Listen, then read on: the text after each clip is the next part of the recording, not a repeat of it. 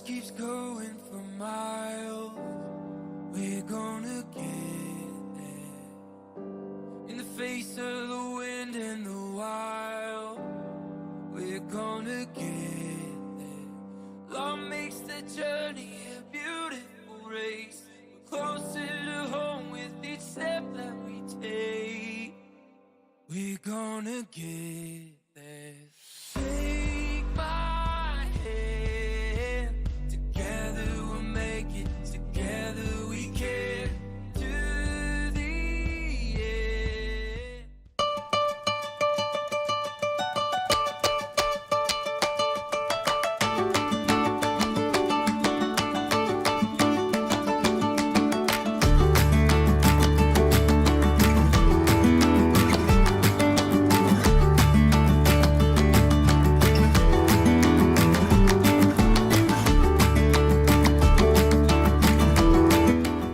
Hey, hi everybody. Okay, so that last little quick video, I figured out how to pull in that. So when Larry gets on, if he gets on, I'll pull it up again so you guys can see that. So that was my little woohoo setup of when I was building the Wally. I did a little time lapse.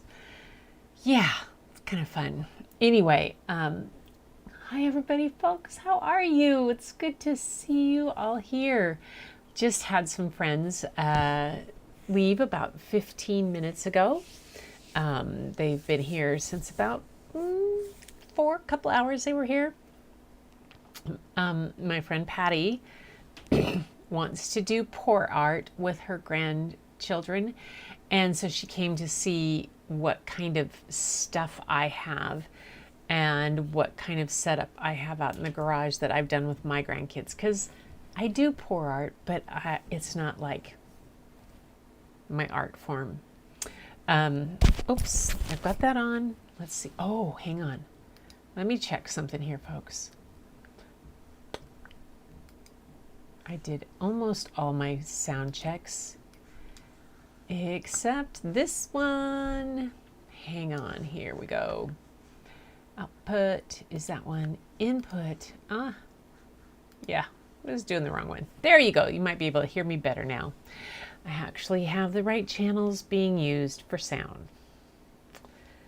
I know sound is supposedly the most important part of all this, but I just have this thing with the visual, and that's me as a photographer. So let's check in with everybody. And I should probably put that on my checklist to check first, but I'm not always so great with that. So Linda's here. Hi, Linda, and Tamara. Tamara, you just sent something, and I'll see if I can get it pulled up. I bet I can. And thank you for asking. Gail's here. Hi, Gail. Yay. Oh, you just finished some drawings. That's awesome. Hang on. I need that window, sound levels to be someplace.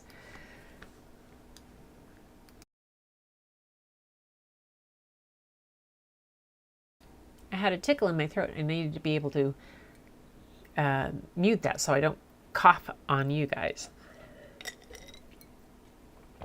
Anyway, let's see. Tamara, Gail.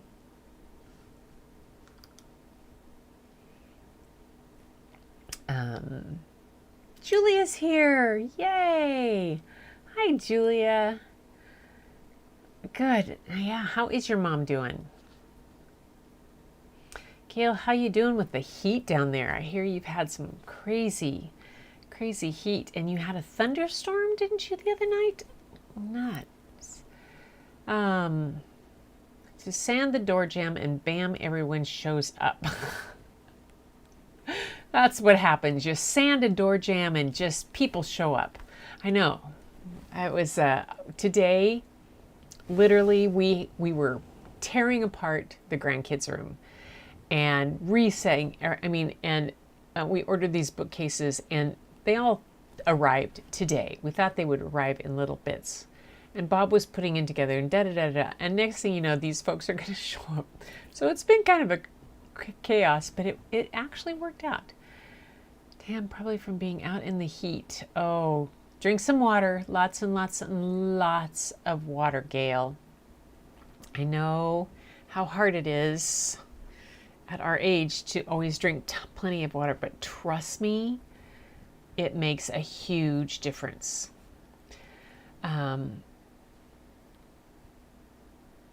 Hey, Larry. There's Larry. So, Larry, I'll show it one more time, again, when everybody's here. Drink lots of water, Gail. Yep, see? Linda says it too. Larry, yep. Even more. You think you have enough. You're actually supposed to drink in ounces. Like, take half your body weight and translate that to ounces, and that's how much you should drink of water. Especially if you're in an area that you can get easily dehydrated, like you are, Gail. Crazy, I know, but boy, I didn't think I would be able to do it, and I thought I would be like living in the bathroom, but it turns out your body actually like processes it and says, oh, this is good. It takes a couple, 3 days for it to adjust, to really trust you that you're going to give it what it needs. But then it does. Yeah. Cool towel on the back of your neck. Hi, Angel. Angie's here. Yay. Tam, Glenda, Gail, and Julia. Oh, what am I drinking? I am drinking a Penrose. We live out, there's a little winery out here, these guys, and it's a Penrose White. We had it with our friends that were here, and that's what I'm drinking. And I'm not much of a white wine drinker, but I like this one. But it has to be super, super cold. So that's why it has ice cubes in it. Oh, you saw it good. It was a pretty crazy high-speed assembly. Yeah, it was fun. It was fun. Not margaritas, Linda, just water. Yeah, margaritas don't help. Your checklist should probably be create a checklist. Ah, ha, funny guy. Larry's got the humor going. Yeah. I actually, where did it go? Oh, that's a show flow. That's not a checklist. Larry's showing his wisdom once again. Oh, where you put the list. Yes, that's it. And you actually have to check the list. So all these people that always make lists, I'm always, yeah, you got to look at it. Oh, she's in ICU. Oh, I'm sorry, she's still in ICU. Monsoon season, so usually storms in the late afternoon just makes the heat worse. Yeah, half your weight in ounces, yes. Yeah, half your weight in ounces. Same time. You're well over on time. Linda, you're funny. Oh my gosh, that's everything either really early or really. I was at the store by 7 a.m. Yeah, I talked to Layla today on Marco Polo, and she's going to FaceTime me later on. And her dad had to be on a webinar from like 2:30 to 4, and so she was like, okay, so we're stuck here in this room. We can't interrupt. We can't make it. So we have to be quiet, or we have to be in here. And that is the whole adjustment of not being really able to go outside. Up here in the Northwest where they lived, if Philip had to be on something for that and needed the kids, literally they would go outside, even if it's raining. You go outside and jump on the trampoline. You do whatever you're doing out there. You run around. You go ride your bike. But it's so hot where they are that the kids haven't really acclimated to it, and it's not really safe for them to be out in 110, 112 degree weather when they're both fairly, Lachlan's got pretty kind of redhead freckle type thing, almost kind of got that auburn going. Yeah, I'm not a big fan of white, but it worked for this afternoon. Lots of water. I only have one kidney. Oh my gosh. I had weight loss surgery 25 years ago. It's a habit now. Good for you. Interesting bottle of wine for a tip the other night. I'm anxious to try it. Oh, yay. Wound up. Sangiovese. Oh, that sounds good. Oh, sounds good. All right. So Larry, you saw my little fast motion. Everybody saw that, like fast motion. That was the setup. I used, all I did to get that time lapse. So you guys that are, we had the idea of you doing time lapse of your art. All I did was set my phone, literally, I took my phone, this, I hung it off the edge of a basket. I didn't have a tripod or anything. I hung it this way off the edge of a basket and turned it onto the phone part right here. Let's see, and I went to slow-mo. And went to slow-mo. No, I didn't. I went to time lapse. Could have done time lapse. Went to time lapse, and I just hit go, and left it running the entire time that I was making that. I had one of them. I had my iPad doing the same thing from the other side, but that one that I put that video up on was the one from my my phone, and I just had it hanging right there. And I just did the whole thing. I taped the whole thing while I was also doing it on my Ecamm record so that it's a normal speed. But this was able to take an hour's worth of work and throw it into like short. And then it's really easy once you have it. You can just, like if it started beforehand, you can just cut off the beginning and cut off any end part of it, just by sliding it in and saving it. So it worked. I was really pleased about doing that. Everybody's told me how it was going to be simple. And I don't like to edit video. And this was really surprising that it was so easy to do. It was kind of fun to do. Anyway, that's that on that.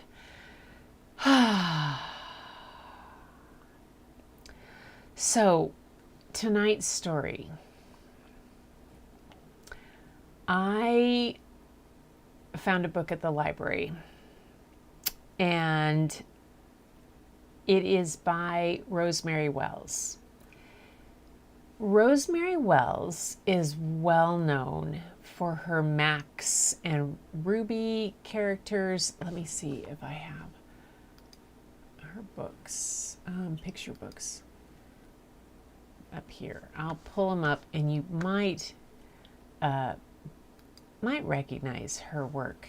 So Max and Ruby, these bunnies, Noisy Nora, all of these that she's done.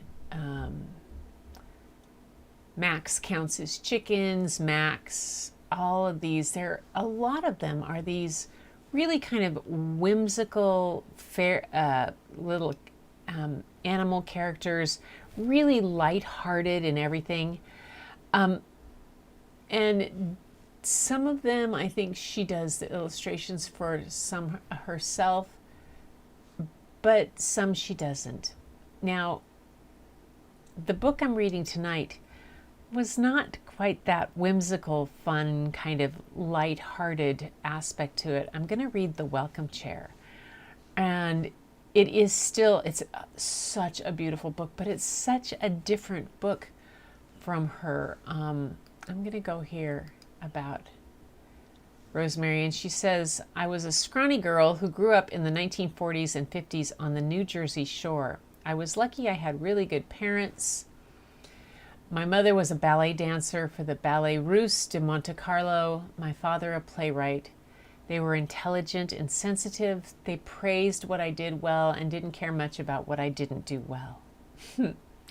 I drew uncannily for a youngster Every week my mother would choose the best drawing of the week and thumbtack it to the mantelpiece. In this way, I learned that some of my pictures were better than others, and I strove to please. It was a good value to have. I didn't know at the time, but in my profession it made me pay attention to my editors. I was a tomboy and spent most of my time outdoors. I hated dresses and didn't care for dolls. I hunted rats with a bow and arrow on the banks of the Shrewsbury River with our 2 dogs. I was fierce and devoted Brooklyn Dodger fan. I went to public schools and had uneven grades, excellent in English, history, and French, yet poor in math and science. I started putting in my 10,000 hours to be an artist at the age of 2 and cranked up at least 3 hours every night of my young life, drawing, copying, learning, and drawing more. In my young life, I was disappointed not to become the first female Major League Baseball player, and also disappointed not to have a career as an FBI agent. So I turned to writing and illustration and have never looked back. Luckily, my husband and I had a very happy time of it for 38 years until he died 14 years ago. We had 2 children, girls. One is now 42 and a literary agent in New York City. The other is 37 and an organic farmer who teaches at Cornell. I have 5 granddaughters. They are the source of many a book to come. So, Rosemary Wells is so well known in the field of children's literature. She's an icon in that area. And for these whimsical books and whatnot. But she teamed with a friend of hers, Jerry Pinkney, to do and Jerry did the illustration. She could have done the illustrations, but it's not her style for this type of book. Jerry Pinkney is the illustrator of this book, and they have been friends for over 50 years. He says, "A sense of community has always been important to me. I want that to be reflected in my art. When I speak of community, I am not only talking about the immediate world around me, but also legacy. I'm always searching for projects that connect with my culture and the experience of being Black in America. I love the act of making marks on paper and seeing those marks develop into a picture. How rewarding it is to just sit and observe and paint. But I am a storyteller at heart, which is why I was drawn to picture books. Each project began as a question, is this story worth telling? Is the manuscript an interesting read? Is it surprising and challenging? Will I, in the process of making pictures, learn something new? With these questions answered, I let the text speak to me, and the style in which a story is written will offer me clues and give directions." Jerry Pinkney has done so many books. Let's see. And that just says, so if you go on some of his right here, Home in the Barn, 3 Billy Goats Gruff, the Christmas Book, In Plain Sight, Grasshopper and the Ants, The Tortoise and the Hare. His rendition of Fables is amazing. Puss in Boots, Twinkle Twinkle Little Star, 3 Little Kittens is one of, was just amazing. Moon Over Star, The Lion and the Mouse. His Ain't Nobody a Stranger to Me. Going Someplace Special. I read Going Someplace Special to you guys. Maybe some of you weren't there. It was about a little girl who was able to get on the bus where she lived, and she had to sit in the back of the bus and all these places, and where she couldn't go and why she couldn't sit on a park bench in a certain place. But when she got to the library, she was welcome. So he has done some absolutely, Rikki Tikki Tavi is just such a beautiful rendition. The Ugly Duckling, he won the Caldecott honor for, and was it Koretsk? No, not the Koretsk. Anyway, it goes on and on. Mirandy and Brother Wind, the Talking Eggs, his artwork, Wild Wild Sunflower Child, Anna. Oh, he did the illustrations for Nancy White Carlstrom's book, Wild Wild Sunflower Child, Anna. Oh my gosh. If you see this, it goes on and on and on and on, the work that Jerry Pinkney has done. He is a brilliant, brilliant illustrator.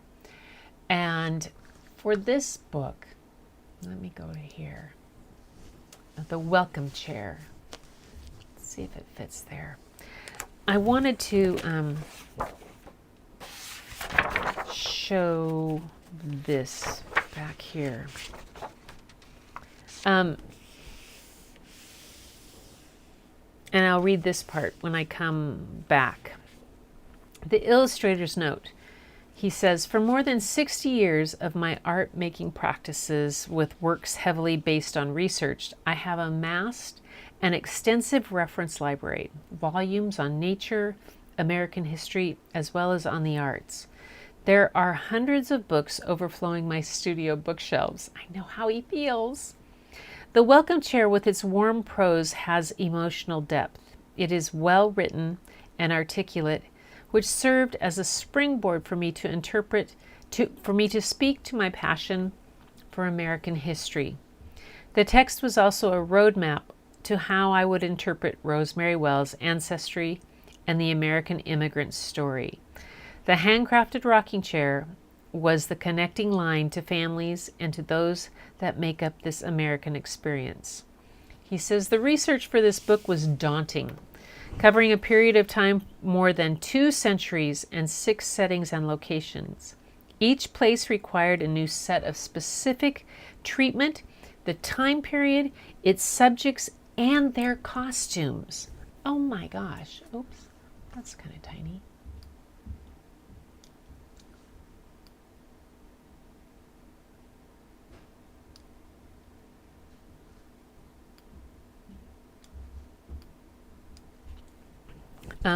The visual challenge was how to maintain a cohesive and consistent look and feel to my art. I decided that executing the illustrations with contour drawings and watercolor washes was the solution.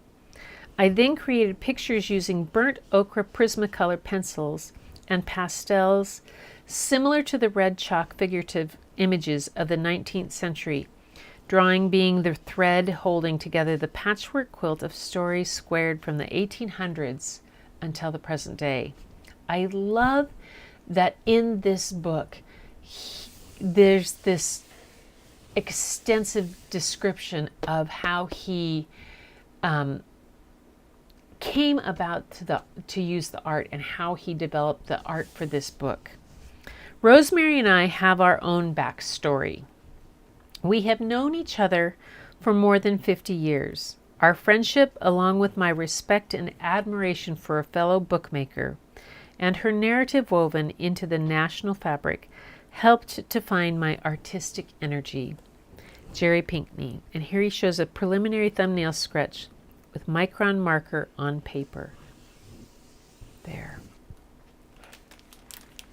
So this is the book called The Welcome Chair.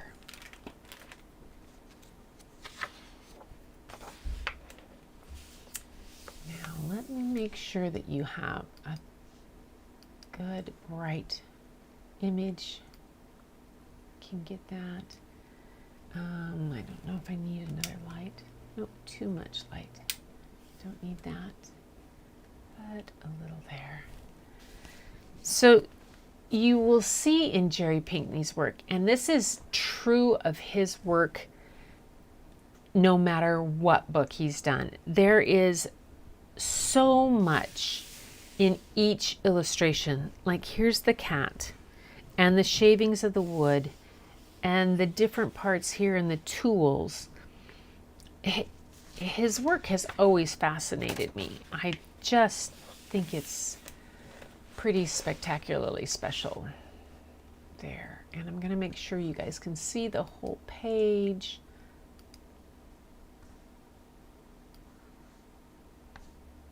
There we go. Yes.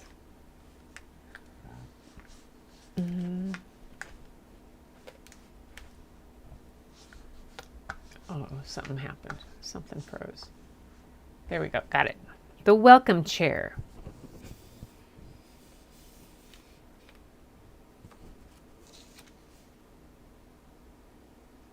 I love the birds and all this.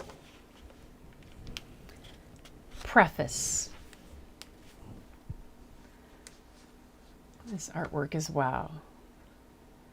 Let's see if it says at the opening page if he used watercolor. He said he did. He says, I decided that executing the illustrations with contour drawings and watercolor washes was the solution. I then created pictures using burnt ochre Prismacolor pencils and pastels, similar to the red chalk figurative drawings of the 19th century. So that's how he did that. Created pictures using so watercolor washes, Prismacolor pencils, and pastels. Yeah. The work, the colors, everything, his whole illustration is so full. Whew. Okay. The welcome chair.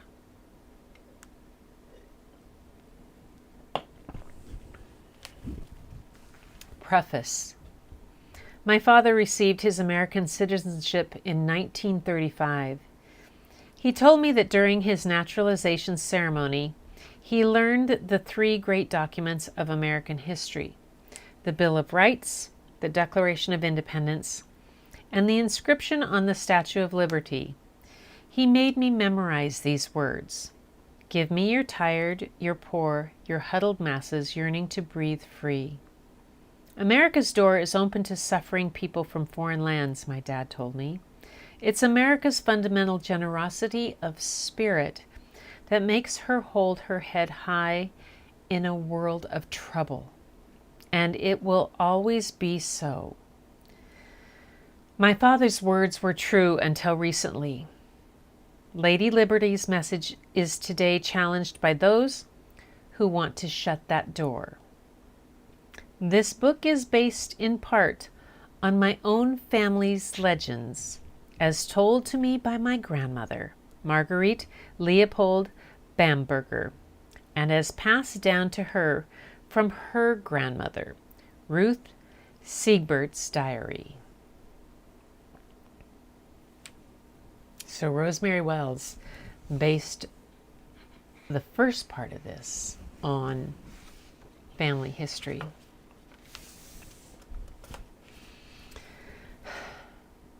In the year 1807, Sam Siegbert was born in the Kingdom of Bavaria. He is my great-great-grandfather, but will never know it. Sam's favorite thing to do is carving wooden toys for his little sister Sarah. His mother says Sam has a gift from God in his hands. But Sam's father says Sam must study to be a rabbi. Sam hates studying the Torah in stuffy rooms by the light of a winking candle. Sam wants the wind in his hair and the smell of horses in the meadow. He aches to feel a piece of wood and a knife in his hands. You will be a rabbi like me and your grandfather, says Sam's father. It's settled. You will not work with your hands like a country bumpkin. Sam doesn't like to argue. Early one morning, when Sam is 16, he cuts off his side locks so that no one will yank them and bully him for being a Jewish boy. Sam kisses his sleeping mother. She wakes for a moment and sweeps his cheek with her hand. She knows he is leaving with him without him saying a word. Please, God, may I see my beautiful boy again, whisper the fingertips that touch his face. Sam hikes north through the ancient kingdoms of Mecklenburg and Kassel. His compass is the sun. He keeps it to the right in the mornings and to the left in the afternoons. He walks for 3 months until he reaches the port of Hamburg. There, he finds work as a deckhand on a freighter for 3 pfennigs a day. Before he sets sail, Sam sits on a bollard and writes to his family, telling them the name of his ship and where he is going. The captain of the ship, hang on, there we go. That's better. The captain of the ship peers over Sam's shoulder. "You can read and write, boy?" he asks. Sam is suddenly made keeper of the ship's log and inventory for 5 pfennigs a day. Sam's writing finger turns blue with ink, but it means Sam doesn't have to scale the rigging and reef the sails in stormy weather. He won't be tossed like a rag doll into the sea. Sam learns that reading and writing have value in the world. 6 weeks later, they sail into New York Harbor. There is a lighthouse at Sandy Hook, but Lady Liberty is not going to appear for another 62 years. Sam shakes hands with the captain and then darts away across the Brooklyn docks into the screeching, shrieking, filthy, clanging, terrifying, ugly, and beautiful young city of New York. Sam walks until he finds Hensler's Hautwright shops on Charlton Street. "Guten Tag," says Sam to Abel Hensler. "Haben Sie Objekt für mich?" Clara, Abel's wife, notices the blue ink stain on Sam's finger.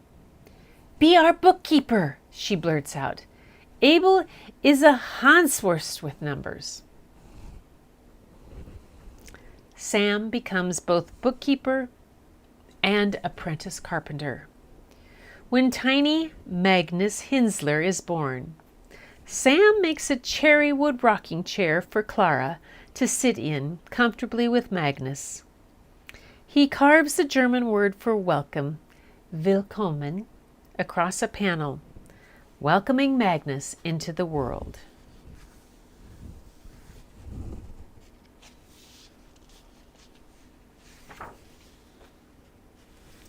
One year later, Abel slips and spins off an icy roof. He is unable to work. Clara's brother writes from Wisconsin. "Come west," the letter says.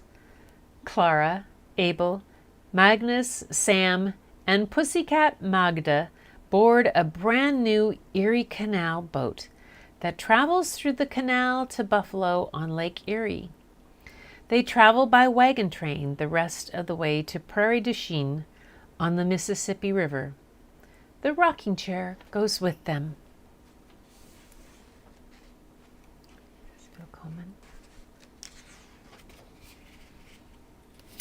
Sam, strong and able, goes to work as a carpenter in a joinery. One evening, he finds a young woman singing and peeling the supper potatoes with Clara. Her name is Ruth. She sings like an angel. She also limps. "I have a club foot," says Ruth, "so I came to America. In the old country, no man will marry a woman like me because they think she will have sons who won't walk or work." Sam falls in love with Ruth's gentle laugh and green-gray eyes. He makes Ruth a lamb's wool-lined boot with wheels so that Ruth will glide. They marry. Their firstborn is Henry. Sam carves Barek Haba. No, Barek Haba into the chairs, Hebrew for welcome, right under Willkommen, into the chair's panel so that Henry will know his heritage. Sorry, I had to check my pronunciation cheat notes.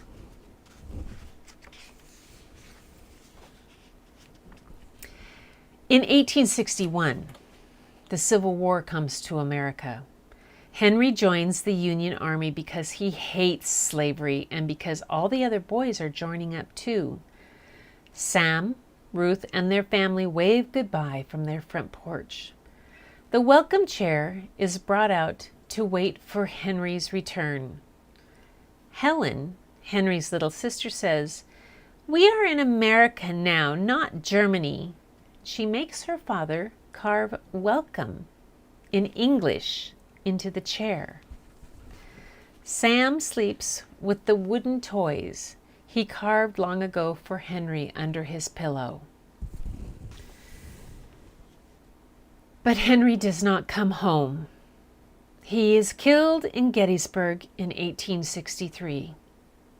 The welcome chair comes inside at last. It stays in Sam and Ruth's parlor. Spring breezes tip it gently, as do winter drafts. No one is allowed to sit in it, in case Henry miraculously comes home.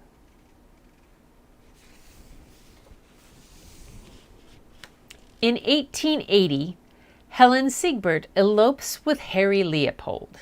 They move to New York City to a big fancy house. The chair is sent east by railway. Harry says the welcome chair looks like a slice of the prairie. The chair goes up to the sewing room and is draped with chintz and bombazine. Look at that sewing machine. Look at that.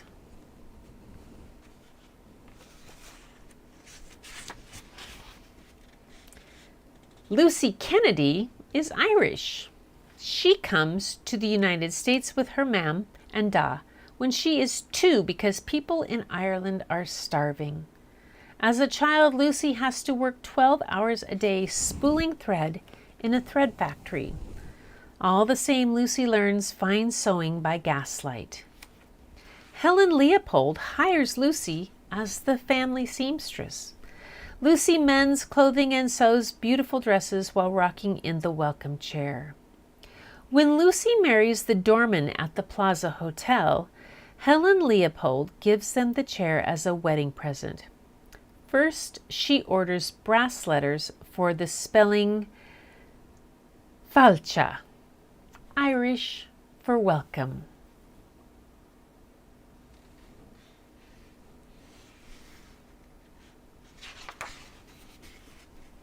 In the years to come, Lucy treasures the chair, as do all her children. The chair is their locomotive, their stagecoach, their battleship. They wreck it. Broken and splintered, the chair winds up on the sidewalk for the junk man. Luckily, a Salvation Army antique cart stops first. In 1939, Sister Carlotta and Sister Emmanuel are best friends in the Dominican city of Santo Domingo. They join a nursing convent together. They heal the wounds and sickness of the poor. The Dominican Republic is ruled by a dictator, Rafael Trujillo. He murders anyone who disagrees with him and terrifies his citizens. He places his name above God's name on the churches. The sisters object. They write letters. They go up on a ladder to change the words in front of the church. Trujillo's secret police catch them taking down the dictator's name. They tell them they will be severely punished unless they stop making trouble. They are thrown in jail. But A prison guard's little daughter has an infected boil. She is close to dying of blood poisoning.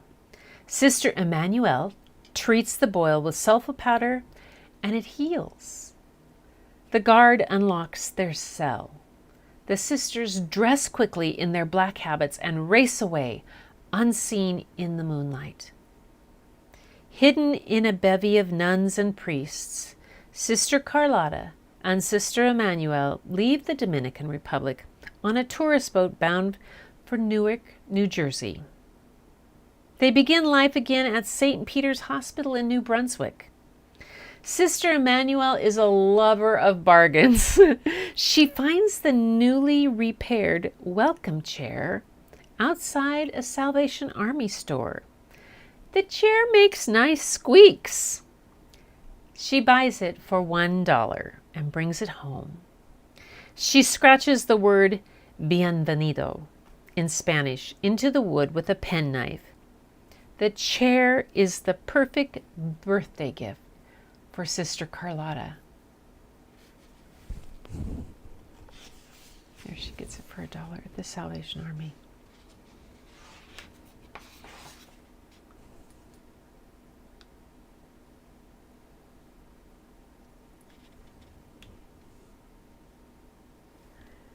In the evenings, Sister Carlotta gets off her aching feet and rocks in the welcome chair. She sips lemon tea and gives butter cookies to young patients who sit in her lap. Into the night, she and Sister Emmanuel laugh and gossip about the doctors. In the year 2010, Sister Carlotta and Sister Emmanuel leave this earth 2 months apart. The welcome chair is placed in a rummage sale. Pearl Basquet's mother grabs it. She lemons oils its arms, seat and back until it gleams. Pearl claims it as her homework chair. She rocks and reads her books away from her big brother Cyrus, who makes too much noise. One morning, Pearl's father opens his newspaper. A terrible earthquake has crippled the country of Haiti. I am a doctor, he says. I must go down and help. Can I come? Asks Pearl. Pearl cannot come, but her father sends back pictures of his emergency clinic set up in a tent by the Red Cross. When her father comes home, he is carrying a small moving bundle. It is a baby boy. His name is Jean-Marie. Pearl's father tells her, I took care of Jean-Marie at the clinic. His mama and papa were lost in the earthquake. We are a family now. Pearl makes her new brother giggle. You know what we have to do? Asks Pearl. What? Asks Pearl father and mother. Our welcome chair needs a new word, says Pearl. And Cyrus chisels bienvenue below the Spanish bienvenido. That's Haitian. Bienvenue.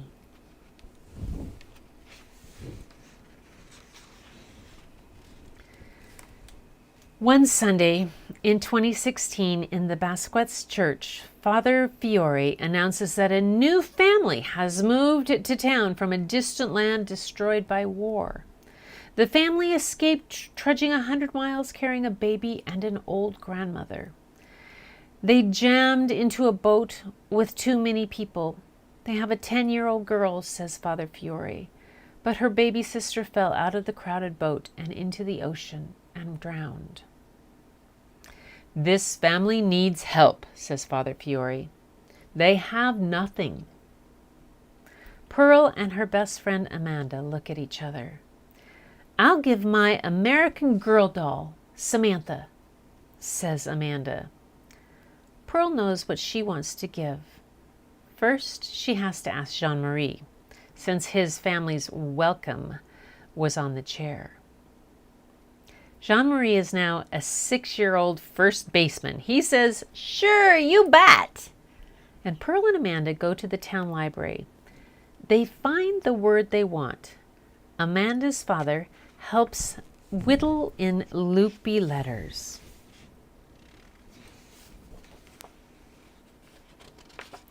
Her name is Amira. She sits on a bed in a house trailer that Father Fiore's church rents for them. She has never seen a rocking chair or an American Girl doll. Pearl shows her how to rock. Amanda puts Samantha in Amira's arms.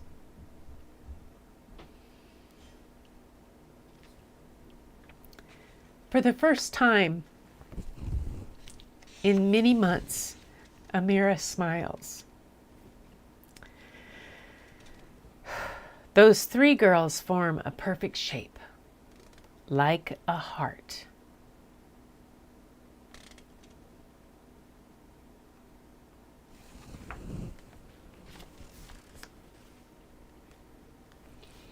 And that is the welcome chair.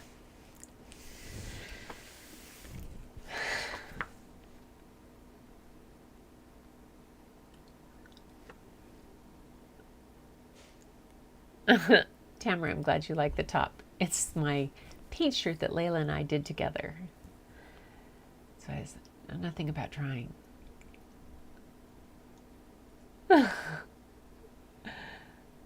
So, before I retired, I ran to the...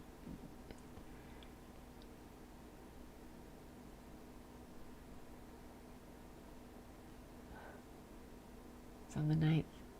Hospice nurse is a full-time job. Like you did, Julia. Quite devastating.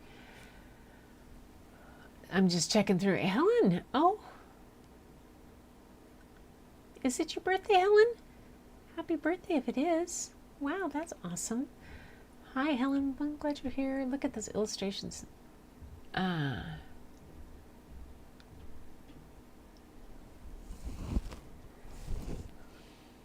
Two birthday girls in the room.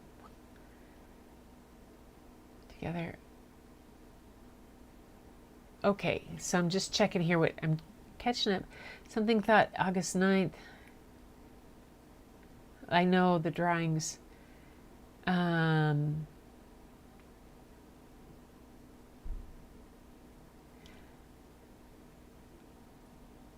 know from where they went. He went to Wisconsin. They moved to Wisconsin. So that part of this story, up until, okay, let me read this part about this, because what's fascinating is that the first part of this story is all based on diaries and her family history. So she says, when I was just about 10, my grandmother showed me a drawer of treasures. In it was a diary written in spidery old German, alte Schrift handwriting by my great-great-grandmother Ruth Siegbert. To me, the faded writing looked like the scratching of chicken feet. Now, this is Rosemary Wells, the author, saying this. My grandmother translated the words and read them aloud. The first half of this book is a family memoir based on that diary and my recollection of it. Long sleeping in my memory, difficult to confirm or research.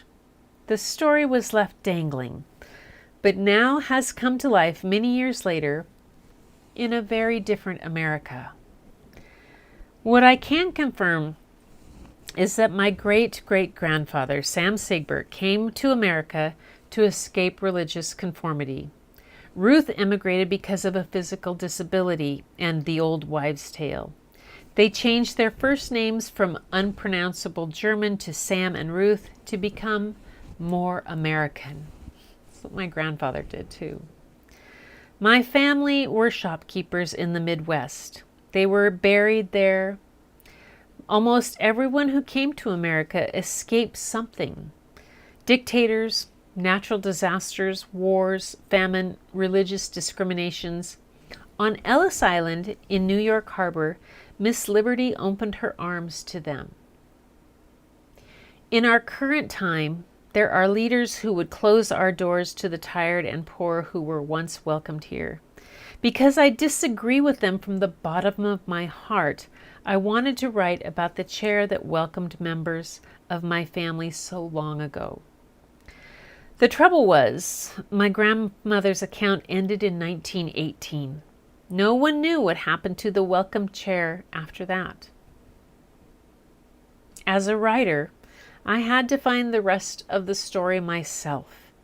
I found that if I looked and listened, I could find 20 real stories.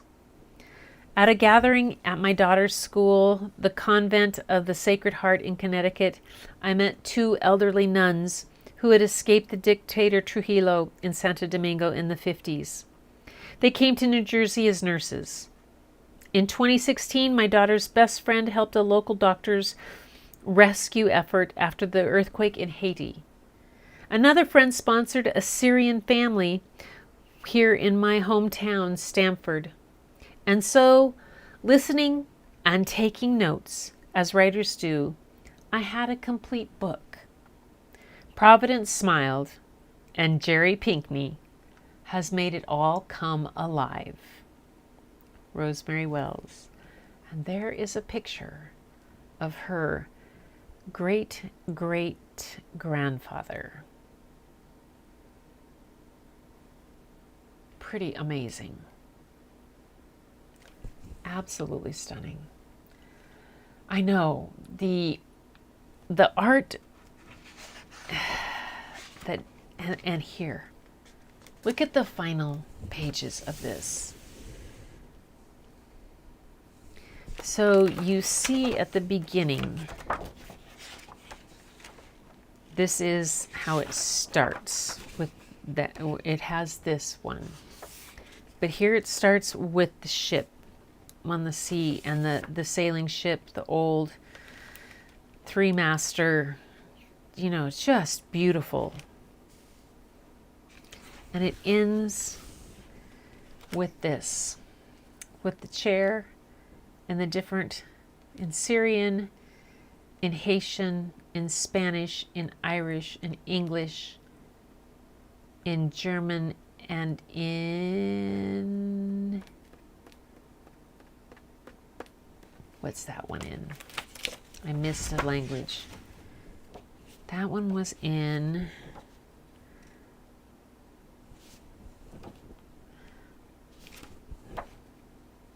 welcome. Did that, came west, rocking chair. Hebrew, in Hebrew. It's done in Hebrew also. That's right. Look at that. But this whole picture, the rugs, the cookies, the soda cans, the kids coming out, they're jump roping. The kids are playing, are jump roping out here. You see, can you see that? The jump rope? Let me move this over here. See them jump roping there? And the flag, the calendar.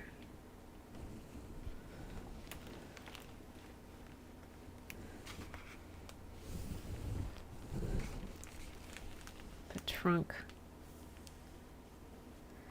Every little part of this is just, he just does such a stunning job with his illustrations. They're just amazing, absolutely amazing.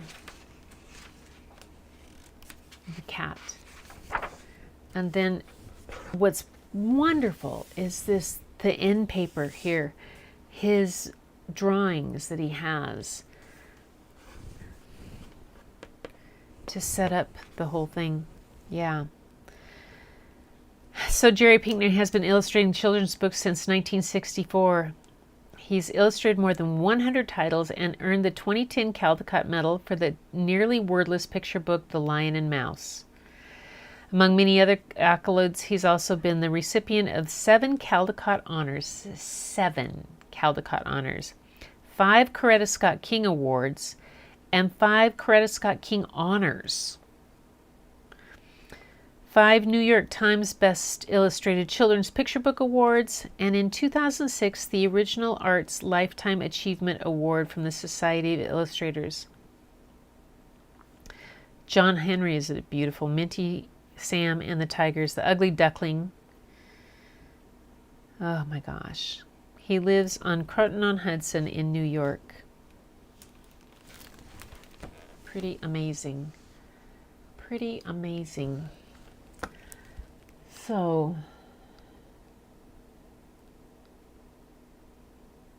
I'm just checking what I missed in the conversation while I was reading. And I know, yeah, it's always his books were always some of the ones that when we were able to get a projection machine that could actually project the books up onto a screen. His book, I was always really thankful for that with reading his books, because his books are so detailed that it was one of the things that to be able to project it up onto a large screen and then have the kids sitting so close up that I would have them all come from in the library from the tables and come up and sit around the front and then would project that up. And his work was just so layered and in depth. And the kids would make contests out of what they could find and who could find what. And did we have things that were there? It was just, I just felt that, Welcome to Wednesday. It was just, it's a book that what also is meaningful for me in this is that Rosemary Wells took a complete 180 from her regular kind of book that she does. The Max and Rubies, the fun little fancy things, the cute little animals and stuff, to create a story because she felt so strongly about the way our country, the United States, has shifted in welcoming people. And she saw that as something that she needed to make a statement about. And her way of making a statement was through this book. This book was published in 2021. It's a fairly new book, The Welcome Chair. Now I have to read Hebrew and German. I tell you, I have found little tiny little websites that tell me how to pronounce stuff, and they are invaluable. It's pretty, and then I have to, write them out. Can you see this? I don't know if you guys can see this. Probably not because it's not in focus. But it has the Irish one is spelled Falite with a diacritical mark over the A, and it's falcha. It doesn't fit anything alike, but it is okay. So when you get into Irish languages and that type of things, that's a whole nother kind of wonderful aspect. Bob was used to study old English texts and really old stuff. And then my mom, when she learned languages, and when I studied Norwegian in college briefly, there was the difference between Old Norwegian and Nynorsk. Nynorsk is New Norwegian, and then Old Norwegian was really the older stuff that's much harder to translate. And Nynorsk is, my grandfather always said that Danish was like speaking Norwegian with a hot potato in your mouth. Or his grandpa was from Norway, he would say that kind of stuff. But yeah, it's always fun to try to get those and see if I can get them. The Hebrew, and some of those, yes. Thank you, Tamara. Thank you for the hug. Yay. Singer machine tables with the foot treadle. My sister has, no, my mom's sewing machine is at my daughter's sister-in-law's, because Anna is a fabric artist and she uses mom's sewing machine. My mom's sewing machine is from the 40s and was in perfect condition. I have my grandmother's sewing machine, Singer sewing machine, that has the you actually, it comes in a, it's in a old angled over box, and you take the knee pedal out. It doesn't have a foot pedal, it has a knee thing, and that you actually put it into the front and drop it down, and you can set it on your table and push on the knee and it works. It's beautiful. But those old machines with the treadles, oh gosh, yeah. That chap. And it, yeah, my grandmother's works too. My mom's machine and the table work. The table is beautiful. My mom kept her machine in meticulous shape. She oiled it regularly. She had it, it was like on her schedule to do. When she would take it in occasionally to be quote unquote service, the guy would always say, Lucetta, I don't need to do anything to your machine. It's in perfect condition. I don't need to clean it. I don't need to do it. It's, you know, and so, yes. Yeah, my mom's was in the table too, and you flip it up and then you flop that down, so all that kind of stuff. My one that's my grandmother's that I have is actually all encased in, so it's like a portable one, and it's much older than my mom's was. It doesn't do backup. It doesn't, you know, reverse. Mom's actually could reverse, but you had to stop it and do this kind of things. My sister Carolyn, who sews all the time now, has a fancier machine, but she's still, we all learned to sew on my mother's machine, and I used to sew with my grandmother a lot.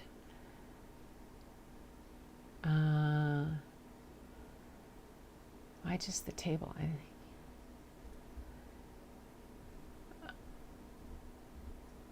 Oh, project for it. I would sit on my grandfather's lap in his rocking chair and listen to his stories about his life in the 1800s. My grandmother's, Linda, oh, no, Tamara, I think I've mentioned this before. My grandmother's rocking chair sits just right over there in the corner of the studio. And it is a rocking chair that I remember sitting in as a very young child when Grandma read to me, and then my mom had it recovered for me, and then I had it recovered again, and I actually kept it in my classroom for a long time, and it was part of the it was when I had choice time and the kids would get to choose a center and sign up for what they wanted to do. Grandma's rocker was a center, and you could sign up if that was the one you wanted that day. You could sign up and it could fit it could fit 2, sometimes 3 little kindergarten, first grade behinds, oftentimes 3 of them in there, would snuggle into that chair with their books, and it was a reading. It was Grandma's rocker was part of the centers, and I loved watching kids sit in that chair. And then when I would read aloud to kids in my classroom, I would sit in the chair and they would gather around Grandma's rocker, and yeah, it was always pretty spectacular. Live edge slab working on guitar is $1.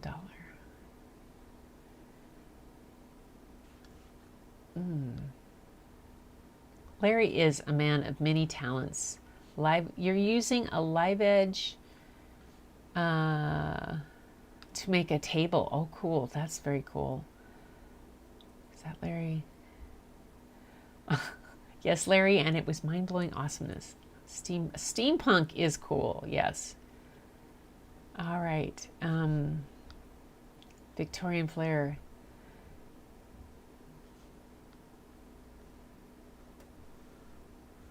Oh yes, that it does. Wild West with Will Smith does have a lot of steampunk. Who was a Wild Wild West fan with Robert Conrad? Wasn't it Robert Conrad was his name? That was his name. Oh my gosh. I was a big fan of that when I was a kid. Ah. Oh, Ix's cousin's name is Amira? Yay! Yeah, the book is emotional. It caught me at the end. It really did, Larry. It really caught me with the girls all together and in the shape of a heart. And yeah, it got to me. It caught me. So wonderful. That chair. I know that chair. It's called The Welcome Chair. And it's by Rosemary Wells. You could probably find it at your library because it's a recent book. And go on to your local library, whatever it is. And if it's not there at your thing, put a hold on it and it'll be delivered to your library and you can get it and spend some time with the illustrations. I think you'll be inspired and really love it. I was going to say, and the story is beautiful. I'm glad you guys, really, really like that. Sam was a German Jew, and he left. And then Ruth was Irish. Well, no, was Ruth Irish? Ruth, was she the let's see, Sam.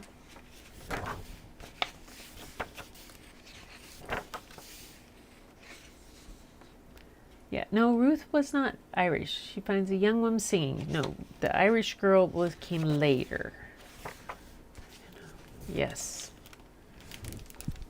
Ruth was her great grandmother that was disabled with the clubfoot. Yeah, Sam at the beginning, that's why he left, because his father wanted him to be a rabbi like his father was and his grandfather was, and he hated studying the Torah, and he didn't like that. He wanted to be a carpenter. He wanted to work with his hands, so he cut off his braids, his locks, and left home. And that's all that's in the diary that she has from her great grandmother, that story and recollections. Yeah. Yes. Oh my gosh. 2 means 5. A mini masterpiece. Beautiful art. I know. Can you imagine? Let's see. Where is he? Jerry Pinkney Studio. What does he have? Independent art. I wonder if he has. Let's go back over here and take a look, because here's a page. He has some independent works are mostly inspired by nature, and a few years ago I've been drawing and painting on site. Can you imagine? After some odd 35 years, I'm now working in my sketchbook. He's just starting to work. Oh, look at that.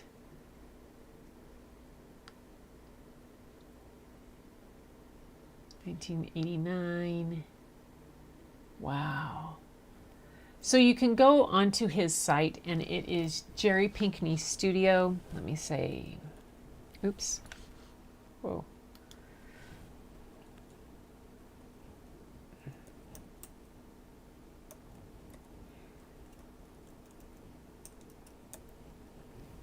And you can see his work. He has independent art media, his awards, learning discipline, children's illustrated novels, commissioned work, the studio.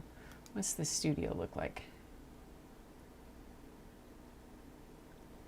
Come on. And he received a call from Sam Munton, professor of design at the Philadelphia Museum of Art. At the time, my wife, Gloria, Jean, and I were living in West Philadelphia. He's employed at a flower shop. Oh my gosh.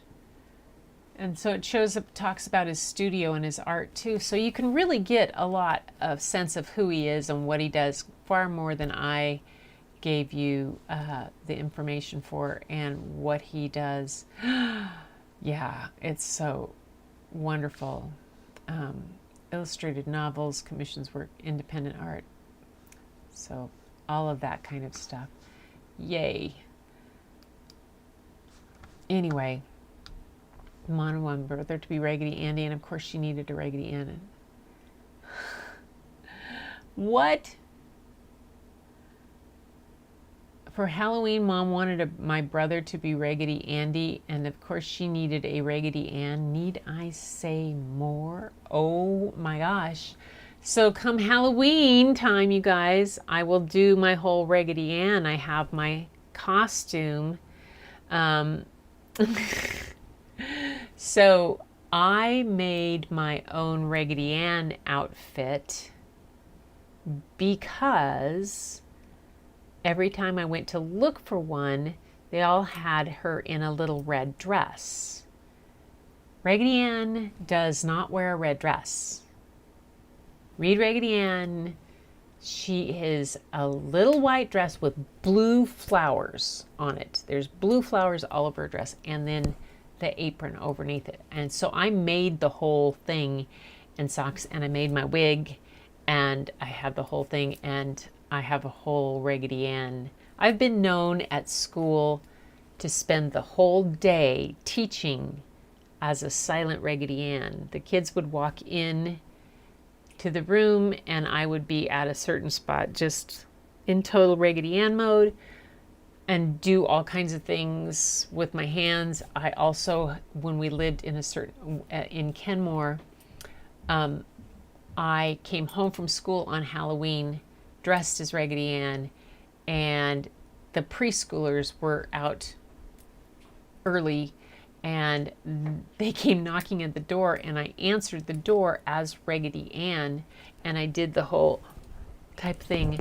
And seriously, that little boy, every time he came for Halloween, he would come back. That's the house that Raggedy Ann lives at. Yeah, so yay. Yes, there's a photo. If my mom can find it, I'll share it with you guys. That would be awesome. And Tamara, you sent some pictures, and I'm going to pull those in for tomorrow night, if that's okay, please, because I've been on rambling for an hour, and I want to give your pictures that you've done the time they deserve. I'm sure they're gorgeous. I haven't had a chance to pull them up. So I'll pull them into tomorrow night's show, and that will be that. So how's that for that? I hope that works for you and that you can do that, but that's what I would like to do. And thank you guys for sharing this wonderful, I know it's a longer book, and I spent a lot more time on Rosemary Wells and on Jerry Pinkney, but I think that it was a book that deserved all that time and effort and connections, and the welcome chair is really something spectacular. So if you get a chance and you want to see anything more of Jerry Pinkney's work, go ahead, go to your library and pull up his name, and you can put some on reserve and pull them up. You'll just be amazed. And Rosemary Wells, you can find her books all over too. They're just something special. But I love the fact that these two old friends joined together for a really spectacular, special book that spoke to both of them in such a powerful way. And I love it, and I hope it spoke to you guys too. So for now, I'm going to sign off and say thanks so much for being here, because it meant a lot, and it means a lot to have you invite me into your home each evening and to spend this time even when I go on and on and on. So, oh my goodness. Until next time, everybody, take care, be safe, be happy, and keep looking for the beauty hidden in plain sight. It's all around you, and the first place you'll find it is in your mirror. Until next time.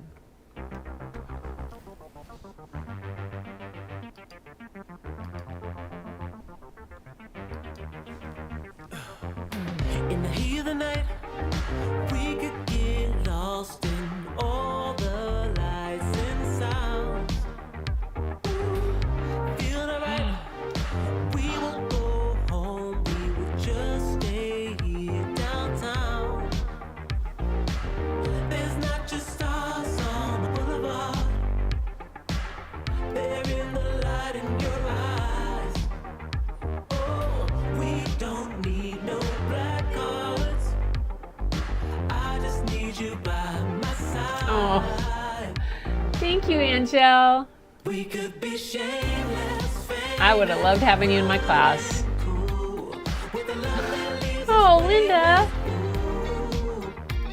It was long. gorgeous. Wow, ooh, you got me feeling stuck. Hey, Lupe, if you're there, how you doing, girl? Thank you for coming in. We could be famous. You blow my mind, looking like a model, better than usual. Yeah, you don't even try. Not amateur. Hey, Helen, dance time. On a pedestal. There's not just Oh, that would be awesome. Yes. Send in those pictures. Oh my goodness. Absolutely.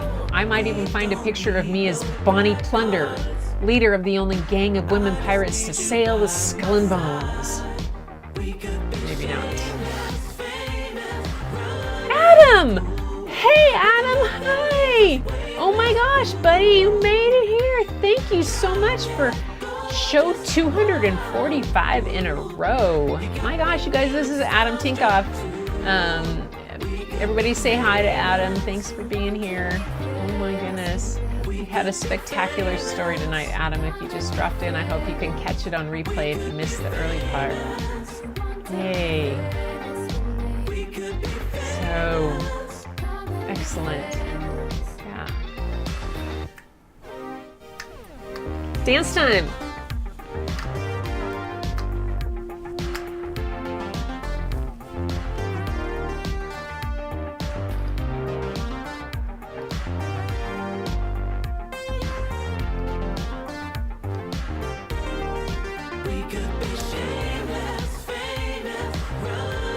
Well, that is just wrong, Tamara.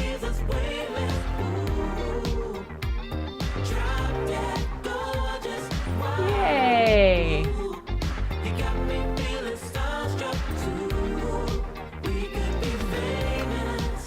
So you guys send in your artwork, images by Gretchen at iCloud.com, and I'll start putting it on tomorrow night. We'll get Tamara's in. Anybody else has things.